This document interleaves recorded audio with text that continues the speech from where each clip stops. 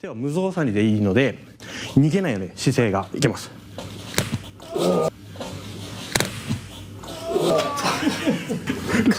軽くです。こういう連動、こういう連動をイメージすると思うんですけど、ちょっと受けてもらって、そんなにバーンっていかなくても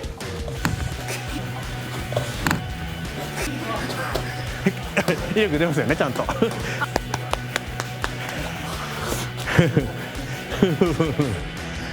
ノックぐらいのパンチでも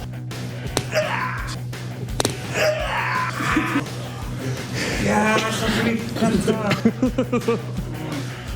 これちょっとですよね。そうです。もうすごいちょっとです。上がった力がもうこのままロスなく、距離が近くてももうロスなくここに来ればダイレクトに刺さる。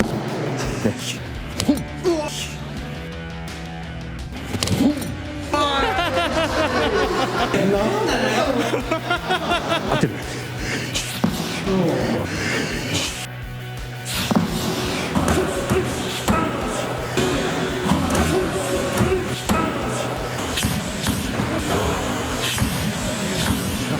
ボンがボン。こんにちは。今日は運動連鎖について詳しく解説していきたいと思います。この動画では、全身を使って力を発するということに関しての新しい考え方を持っていただけるんではないかなと思いますので、ぜひ最後までご覧ください。運動連鎖っていうのはキネティックチェーンという言葉で知られていますが、このキネティックチェーンはオープンとクローズドの2種類に分類されます。オープンキネティックチェーンっていうのは動く末端部分、例えば手や足が固定されていない自由度のある運動です。体幹から末端にかけて連動させる動きに関して説明しますと、稼働する筋肉が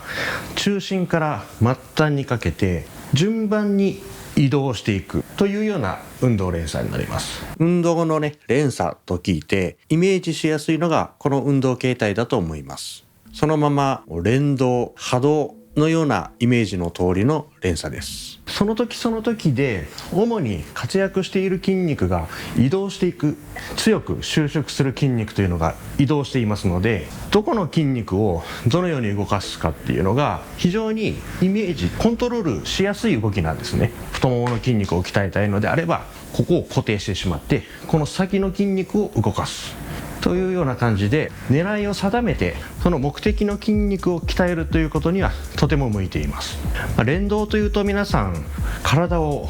こうしねらせるようにして中心から末端にかけて手や足を動かす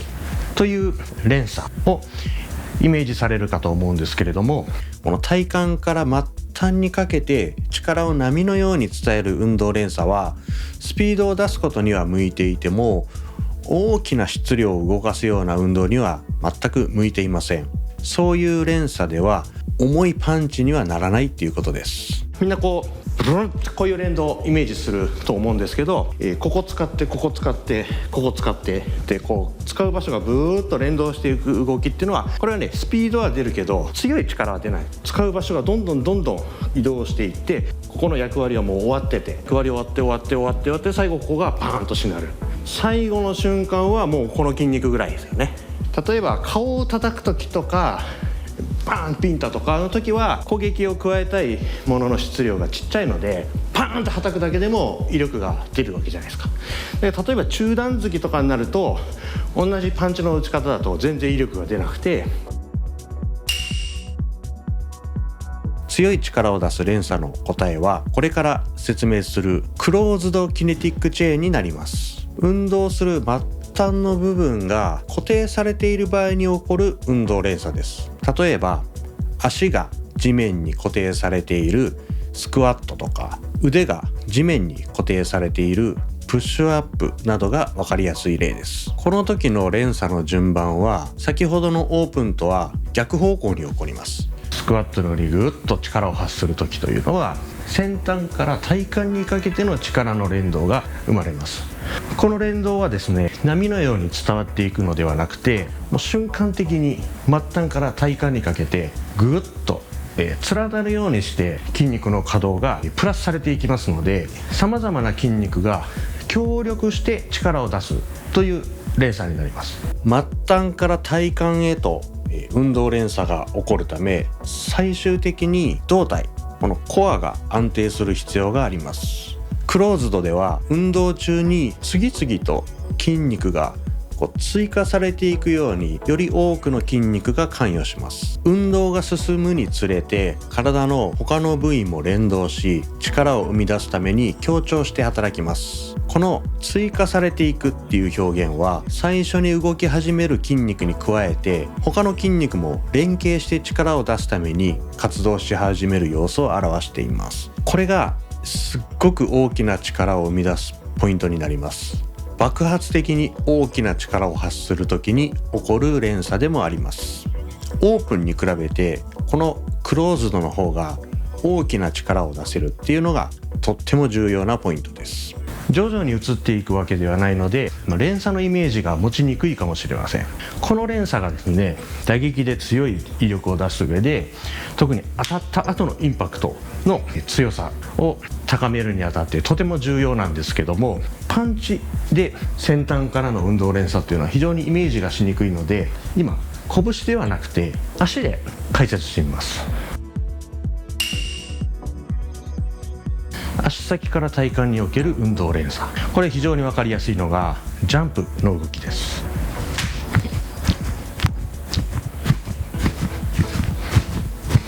今このジャンプの動き、着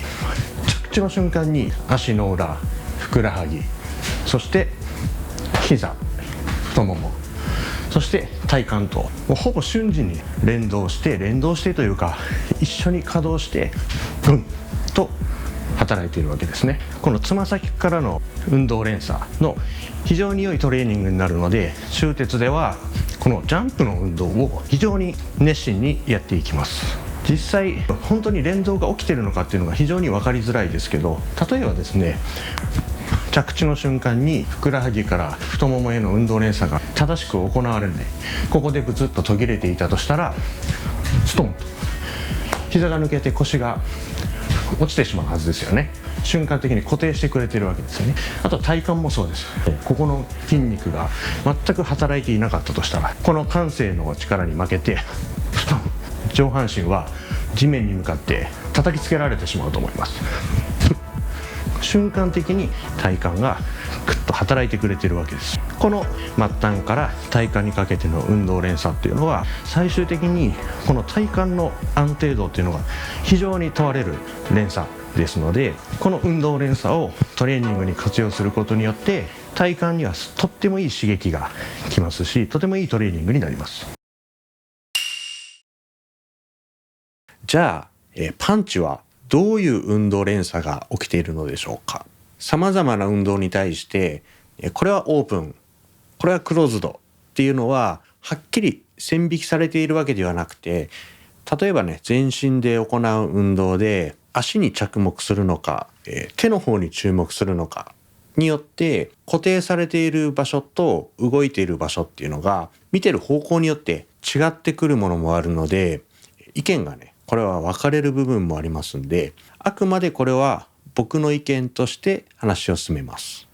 パンチっていう運動をじっくり観察してみますと、当たるまでの動きは体幹からの連動を使ってスピードを出してオープンな部分もあったり、手先からスッと動くようにして目に見えるような連動がない場合もあったりとか、全身がね揃って動くような場合っていうのもありますし、その時々で違った運動連鎖になるように思います。しかし当たった後の威力を伝える連鎖としては、クローズドキネティックチェーンによって大きな力を生み出すということです。当たった瞬間はですね、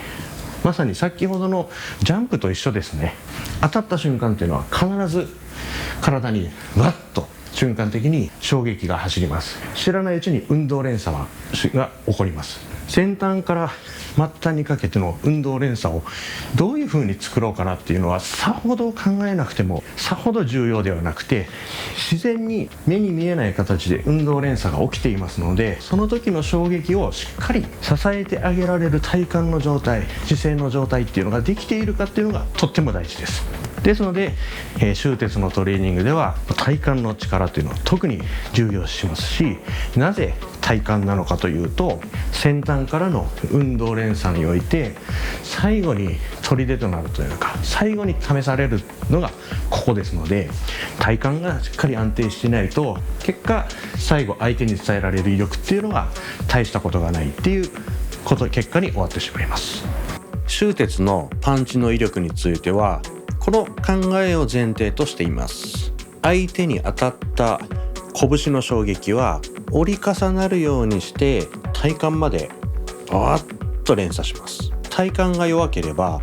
結局衝撃は自分に返ってきてしまいます。そして腕の運動だけでなく下半身についても、地面に接した足からクローズドキネティックチェーンの運動連鎖が起きて、